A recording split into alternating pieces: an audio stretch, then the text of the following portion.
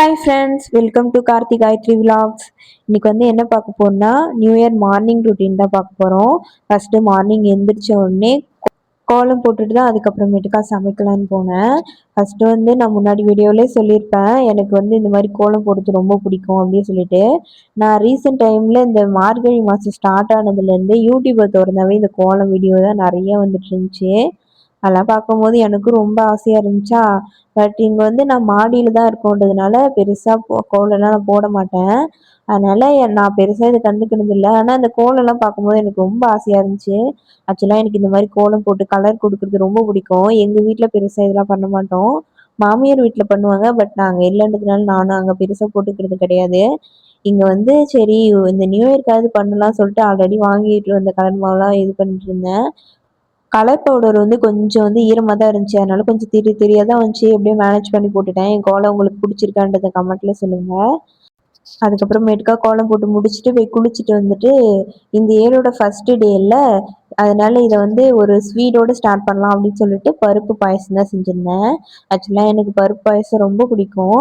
இந்த சேமியா பாயசத்தை விட பருப்பு பாயசம் தான் எனக்கு ரொம்ப பிடிக்கும். இது எங்க பெரியம்மா வீட்டில் தான் ரொம்ப அதிகமாக செய்வாங்க. எங்கள் வீட்டில் ரொம்ப ரேராக தான் செய்வாங்க. மோஸ்ட்லி எங்கள் பெரியம்மா வீட்டில் எந்த ஃபெஸ்டிவல் அதுக்கப்புறம் என்ன ஃபங்க்ஷன்னாலும் அவங்க வீட்டில் இதுதான் இருக்கும். இந்த பாயசம் தான் இருக்கும். சேமியா பாயசம்லாம் செய்ய மாட்டாங்க. ஆனால் எங்கள் வீட்டில் சேமியா பாயசம் தான் மோஸ்ட்லி செய்வாங்க. ஆனால் எனக்கு இந்த பாயசம் தான் ரொம்ப பிடிக்குமா, அதனால அம்மாவை எப்பயாவது கேட்டேன்னா இந்த பாயசம் செய்வாங்க. இல்லைன்னா சேமியா பாயசம் தான் செய்வாங்க. எங்கள் வீட்டில் எல்லாருக்குமே சேமியா பாயசம் தான் பிடிக்கும். ஆனால் எனக்கு மட்டும் பருப்பு பாயசம் பிடிக்கும். என் பெரியம்மா வீட்டில் சாப்பிட்டு சாப்பிட்டு எனக்கு பழக்கமாயிடுச்சு.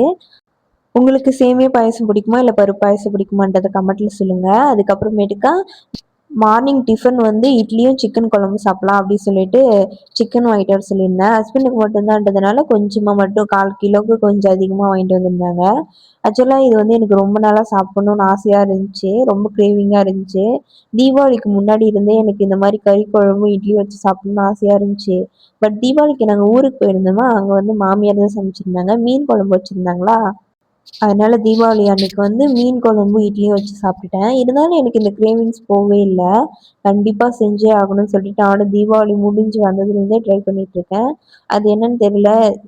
அன்னைக்கு இட்லி மாவு இருக்காது, இல்லை வேற ஏதாவது இருக்காது, ரைஸ் வச்சிருவேன், அந்த மாதிரி தான் இருந்துச்சு. இட்லி மாவு வாங்கிட்டு இட்லி ஊற்றிருந்தேன். ஆக்சுவலாக என்னென்னா, எனக்கு இப்போல்லாம் சிக்கன் குழம்பு எப்படி வச்சாலும் நல்லா வர ஆரம்பிச்சிருச்சு. லாஸ்ட் டைம் செஞ்சுருந்தப்போ ஒரு மாதிரி அதுக்கு முன்னாடி டைம் செஞ்சுருந்தப்போ டேஸ்ட் அந்த அளவுக்கு நல்லா இல்லைன்னு சொல்லியிருந்தேன்ல. அதுக்கப்புறம் லாஸ்ட் டைம் செய்யும்போதும் சரி, இந்த டைம் செய்யும்போதும் சரி, டேஸ்ட் நல்லா வந்துச்சு. இப்போல்லாம் நான் எப்படி வச்சாலும் டேஸ்ட் ஓகே, நல்லா தான் வருது.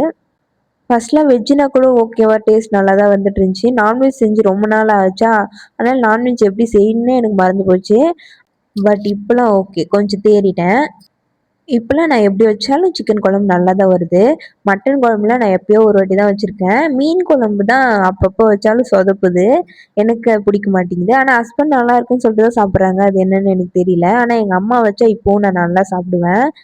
அதுக்கப்புறமேட்டுக்கா நான் கேலண்டர் ஒன்று வாங்கினேன்ல, அதையுமே பழசு எடுத்துட்டு புது கேலண்டர் மாட்டிட்டேன். அதை விட இது குவாலிட்டி கம்மியாக இருக்குது, சைஸு குட்டியாக தான் இருக்குது. பட் ஓகே, போக போக சரியாயிடும்னு நினைக்கிறேன். அதுக்கப்புறமேட்டுக்கா இந்த நியூ இயரை வரவேற்க நம்ம தான் அவளோட எதிர்பார்த்துட்டு இருந்தோம்னா, இந்த மழையும் எதிர்பார்த்துட்டு இருந்துச்சு போல. ஏன் அப்படி சொல்றேன்னா, நைட்டு ஃபுல்லாவே மழை. நியூ இயர் ஆரம்பிக்கும் போதே மழை தான். மார்னிங் எந்திரிச்சும் பெஞ்சிட்டே தான் இருந்துச்சு. கிளைமேட் நல்லா ஜில் ஜில்லுன்னு இருந்துச்சு. மழையில இந்த கோலம் போட முடியுமா, சாரல் அடிக்குமான்றதெல்லாம் யோசிச்சு வெற்றிகரமா அப்புறம் எப்படியோ கோலத்தையும் போட்டு முடிச்சாச்சு. ஆக்சுவலா என்னன்னா, நான் ஈவினிங் போல தான் நேற்று துணி துவைச்சு போட்டிருந்தேன்னா, அது என்னன்னா துணி காயவே இல்லை. சரி ஓகே, காலையில எடுத்துக்கலாம், மழை எப்படியும் இப்போதைக்கு வராது, அதான் மழைலாம் ரொம்ப நாள் ஆகுதே அப்படின்னு சொல்லி ஏதோ ஒரு தைரியத்துல நானும் துணியை அப்படியே விட்டுட்டு வந்துட்டேன். பார்த்தா பாதி நைட்டில் மழை, செம மழை. துணி ஃபுல்லாக நனைஞ்சு போச்சு. அந்த துணி வேற இந்த சமைச்சிக்கிட்டு பாயசம், கறி குழம்பு எல்லாம் செய்கிற கேப்பில் அது வேற மழை வேற வந்துட்டே இருந்துச்சா, சரி காலையில் நின்றுன்னு பார்த்தா அப்படியே விட்டுருந்தேன். பார்த்தா அது மழை பெஞ்சிட்டே தான் இருந்துச்சு. அப்புறம் திரும்ப எடுத்துகிட்டு போட்டேன். அப்புறம் கொஞ்ச நேரத்தில் மழை நின்றுடுச்சுன்னு திரும்ப வெளியே போட்டு இந்த மாதிரி கொஞ்ச நேரம் இருந்துச்சு. அது வேற கொஞ்சம் டென்ஷனாக இருந்துச்சு. அதுக்கப்புறமேட்டுக்கா ஃபர்ஸ்ட்டு குழம்பு வச்சுட்டு அதுக்கப்புறம் தான் இட்லி ஊற்றியிருந்தேன். ஃபர்ஸ்ட்டே பாயசம்லாம் வச்சு குடிச்சாச்சு. ஏன்னா ஃபர்ஸ்ட்டு ஸ்வீட் தானே சாப்பிடணும். அதனால பாயசம்லாம் குடிச்சிட்டு அதுக்கப்புறமேட்டுக்கா பிரேக்ஃபாஸ்ட் செய்ய ஸ்டார்ட் பண்ணேன்.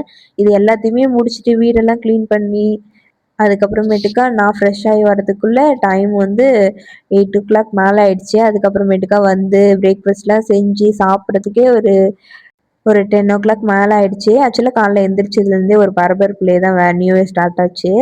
பட் இருந்தாலும் ஹாப்பியாக இருந்துச்சு.